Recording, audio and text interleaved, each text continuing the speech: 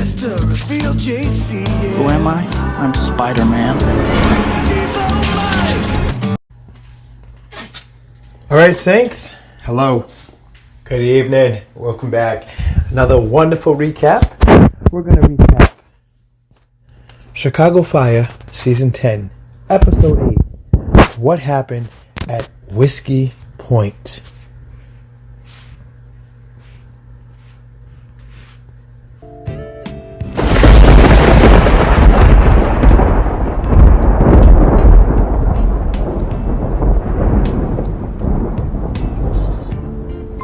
Ooh, wait, hear that, guys? So, we open up to a fun part of the episode. Joe Cruz is trying to determine what school or preschools they should be signing up baby Otis for. And he walking in asking the guys about it. Pretty funny considering that he just had the baby. But, you know, new parents, new battles. So we get some funniness in that. We get a lot happening this week too, because we find out that Boden's looking to have Lieutenant Pelham stay on longer, or for the next few months, as we found out last episode. So we're looking at a couple different things here and trying to figure it out. Remember Pelham and Gallo really weren't getting along, so we're going to see how that plays out more. But we're going to see what comes out of it. So Severide asks Pelham about how he feels about staying for a little while or whatever, and he says he'll stay as long as whoever else Boden's considering for lieutenant is away on assignment. So we get a quick cap into Severide going to call Kid and find out when she's going to be back with the firehouse after dealing with the Girls on Fire program she was doing and getting up and running in Boston. So we're still waiting for her to come back. I hate it because I miss Kid, but she needs to come back. Then Firehouse 51 gets the call for a collapsed scaffolding, construction setup. It was unstable and a woman was trapped under it while the crew secured the top.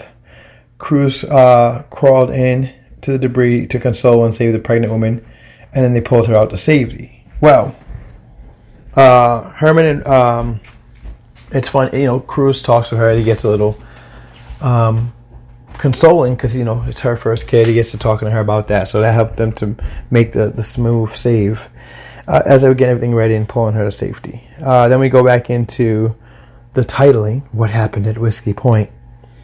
Hermann and Mouch took their concerns to Boden about Pelham. I hate that last name. It's so weird. But they took their concerns about Pelham to Boden. Boden, in natural fashion of Boden, pretty much told them, chill out. I know what I'm doing, and I'll be the one who makes the final say on whatever it is or isn't. Which is how it should be. But I love it because when he does talk with them, he pretty much lets them know that he's got it under control, and he will be looking over the file before he makes any final decisions on it. So he'll figure that out. So we get to the point where now Boden realizes that there was something in the file that he saw, so he wanted to talk to Pelham, and he passes Mouch, and Mouch is he's like, I'll deal with it, don't worry about it. So Mouch gives him the information he found about him being suspended on a particular run at Whiskey Point. So Boden's trying to figure out exactly what it is or what's going on. So he calls Pelham into his office and he says, listen, I'm really close to making you a permanent lieutenant here at 51, but I went over your record and I noticed a suspension here. What can you tell me about it? And Pelham goes in with the whole, hey, listen, I really want to be part of the team, da-da-da-da, but I can't give you any information about the suspension. And then Boden was like, so knowing that without this information, I may not let you stay here, I may not take you on permanently, you still don't want to offer anything? And Pelham, I have to say, as much as I didn't like the response, being a fan and just wanting to know, I loved his character in it, because the reality of it was, it's my past.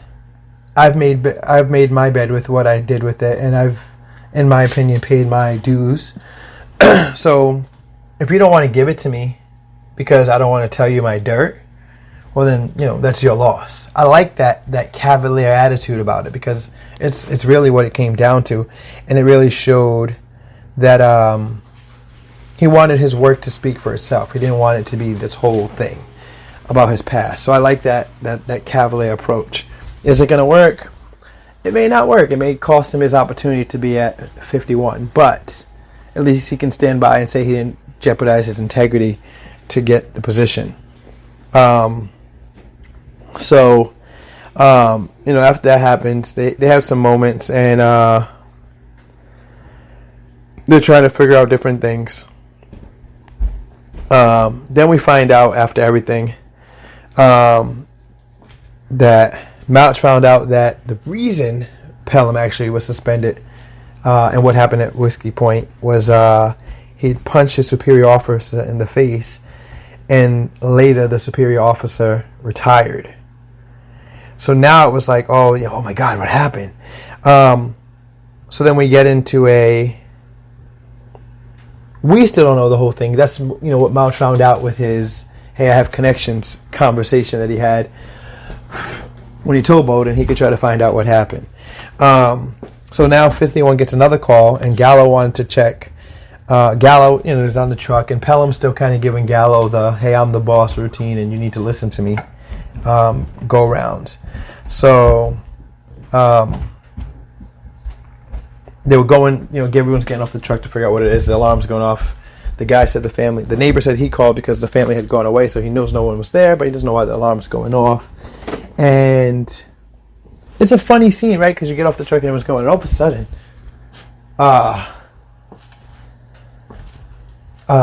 Gallo's doing what he does. He wants to go look, and everyone wants to see if there's a way in the house. And Pelham, it's got this chip on his shoulder. He's like, Gallo, you stay by the truck and don't move. We'll call out to you if we need anything. You just stay right here. And you guys, we know Gallo. Gallo is the adventurer. Gallo is the one who does all the hoopla and crazy stunts, and that's just who he is. We know, we've come to love Gallo for that reason.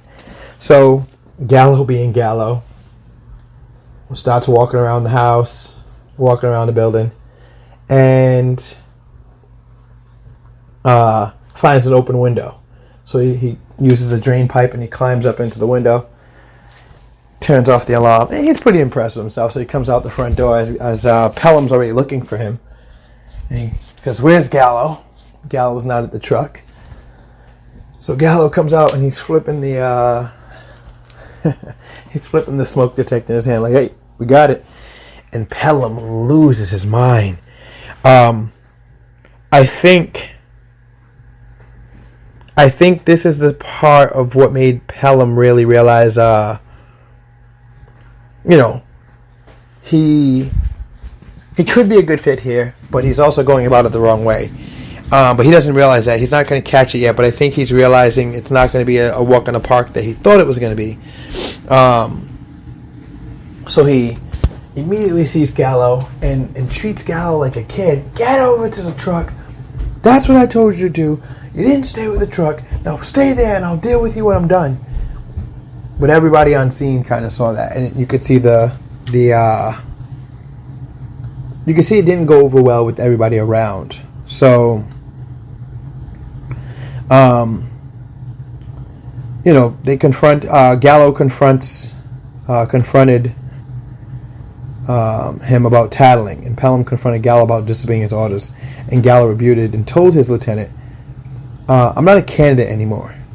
I'm not a candidate anymore. I've been riding 81 since before you got here. I'll be riding it way after you're gone." And Pelham took that verbal punch. Pelham took that gut hit, like, whoa, because I don't think he anticipated Gallo standing up to him. I really don't think anyone did, because I think Gallo was so busy trying to turn the other cheek and just kind of not be confrontational. But he reached a point where it was just like, hold on. Like, if I was a candidate, candidates are like the new guys, the people who are just kind of learning and joining trucks. So, they get a little bit more chastising or hazing to fit the crew. But Gallo's been here now. He's not that level. He's past the candidate level. And although Pelham is lieutenant, in essence, to 51, he's the candidate. Like, he's got to be in here selling himself so that they want to keep him there in the event that Kid doesn't come back or Kid doesn't want the lieutenant position. So you'd think he'd be walking a little differently to his approach, but he wasn't. And I don't think he was ready for Gallo to really deliver what he did to him. So I was very happy and I was very proud of Gallo. And I don't know, I just like how that came out. And it was really awesome. It was really good. And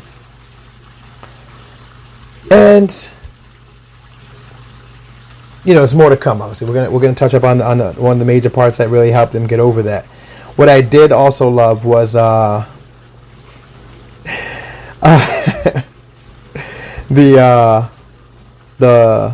relationship, or the love hurts, as they say, because you know how we all were talking about Violet and how she has feelings and she's jealous, and because of her stifling her feelings, she was having this pain in her side.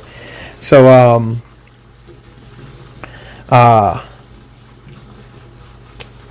they're working on the microbrewery stuff, and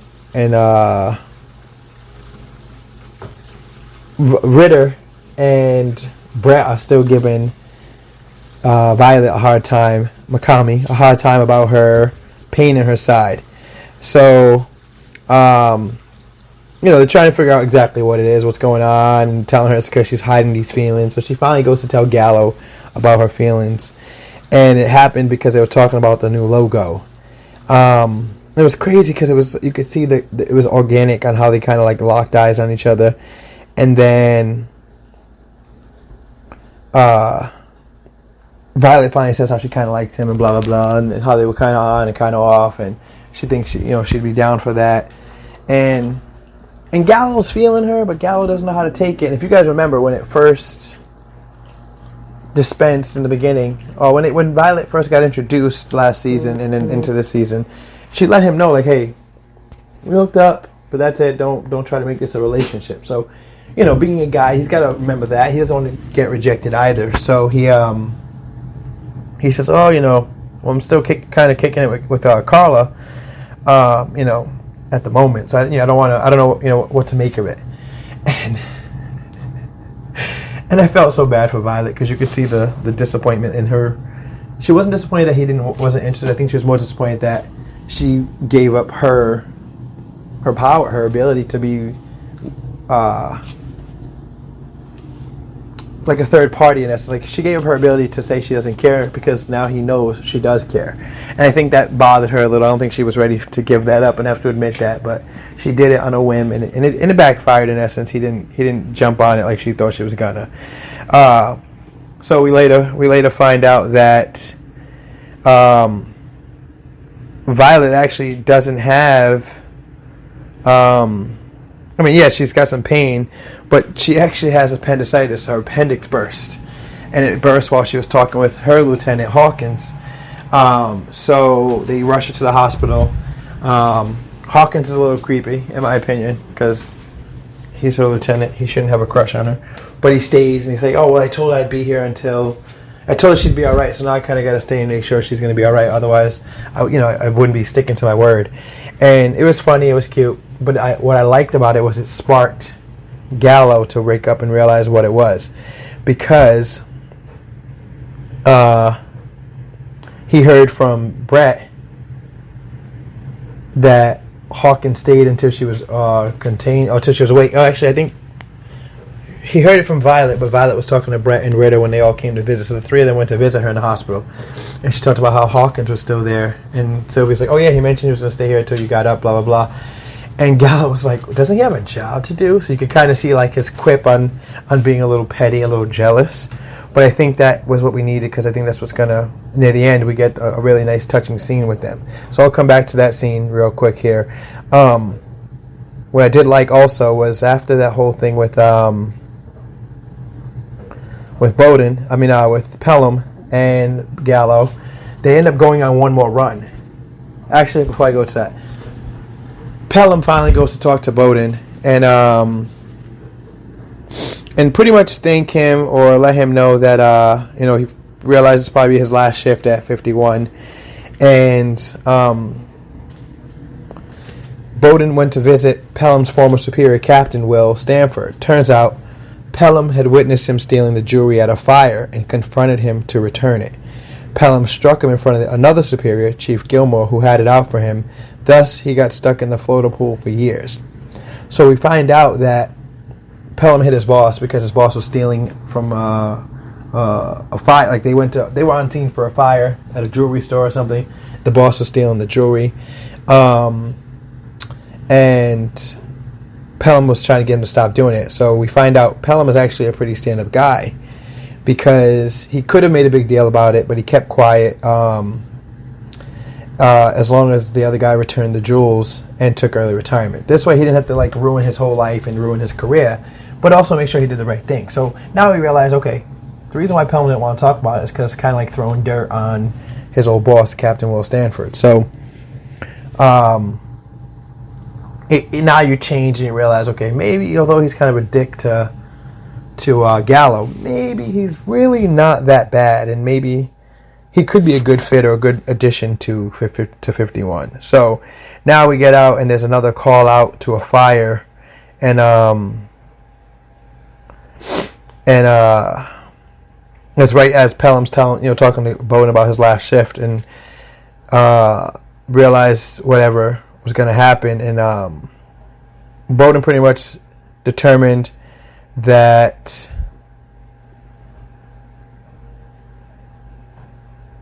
maybe he's not as good a fit as he thought, but maybe it's still kind of to be determined. But suddenly they get a house call to a house fire, and Pelham pulled Gallo with him for assistance. So this was very weird, right? Because the whole time he's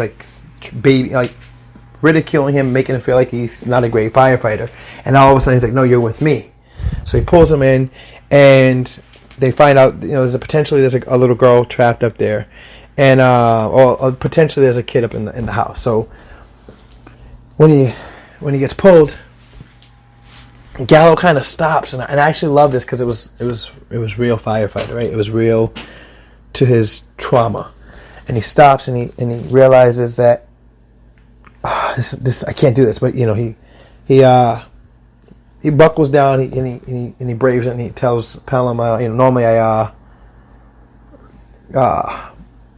issues with fire and kids really get to me. And Pelham goes, no, don't worry, we got this. And they go inside, and they're going through, and they can't find anybody. So they're getting ready to leave, and all of a sudden, Gallo's like, no, we got to do one more sweep. Just help me move this bed. And Gallo, Pelham's like, no, Gallo, you heard the chief. We got to get. He says, no, trust me. We got to do this. And sure enough, as they pull the bed from the wall, the little girl is passed out under the bed. Chicago fire. Stop trying to make us cry. You guys are not the show that kills people. That is mad. Because my goodness, this was gut-wrenching. So we get him, they save her, they come out. Now you can see Pelham realizes Gallo is a firefighter. And Gallo's not broken down, but he takes a moment to kind of take in the situation, and he sobs a little. He cries a little, because had he listened to the lieutenant, this little girl would have been dead. Now they didn't say that, but that's what I would imagine. We saved this little girl's life. We get outside, and now I'm thinking, God, how did I listen to this guy? And we didn't. We would have just left. She would have died in that fire. Let that sink. That's what happened. So I love that we got that minute and we got that second to see that. So they take her out. And it was really nice. Another good thing in the episode was a lady named Stacy, the lady that Cruz saved, knitted a nice little Firehouse 51 hat for Cruz's son. And they ended up going back to her house because she left her purse. And Cruz had noticed she didn't have much stuff. So Cruz rounded up surplus items from his recent baby shower to donate Stacy, and him and Cap and Tony left some really nice things for her. It was really nice, little happy moment side, right? You can help somebody in need without making it like a whole big charity case. It was really nice, and I loved that how they did that and stood up for gave her a little something to look forward to. So that was really cool. I think I really want Kid back, so I don't want Pelham to be the new lieutenant. But if I had to suck it up, I wouldn't be mad with him being the new lieutenant. So we're gonna have to see how that works out. Also, Herman had inherited Casey's office, and this was the comic relief because he just wanted an office. And Severide's like, "Oh, remember what happened last time you tried to create an office for yourself? You almost burnt down the house." So that was funny. Then he was playing his music really loud, and Severide couldn't deal with it. So Severide asked him to turn it down, but then he got called out, so he turned it back up. So it was all funny things to see, all these different things. But it really turned out to be Severide just dealing with everything he had going on. Matt leaving, Stella still not back, and really just needing to talk to somebody but not knowing who to talk to, because men, we don't want to talk to, we just keep it to ourselves and blah blah blah. Well, he finally talks to Herman after he rejected Herman's initial mini cigar conversation to have a real cigar conversation, and they had a really good moment. And I love that as Herman, I'm Herman in this case because I'm a fixer and I always want to help everybody and provide them a solution. In Herman's attempt to provide a solution, Severide said, "Listen, sometimes the best thing about these chats is just being able to talk. I'm not always looking to have a solution." And Herman was like, "You know what? I can do that." And it was just a nice touch to finish. What I was very mad about, and I'm probably going to say this again tomorrow on the recap as well, was finding out that this was the last episode before we get our fall finale episode. So tune in December 8th for the fall finale of Chicago Fire. And thank you for being here with me tonight.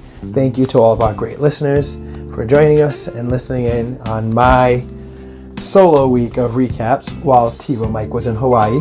Again, I hope he's having a great time, but it's a little hard when you're talking to yourself. All right, guys. Thank you for being here with us. We love you. We miss you. Remember, keep the remote close, but the Savior closer. That's it for the TiVoMike Show.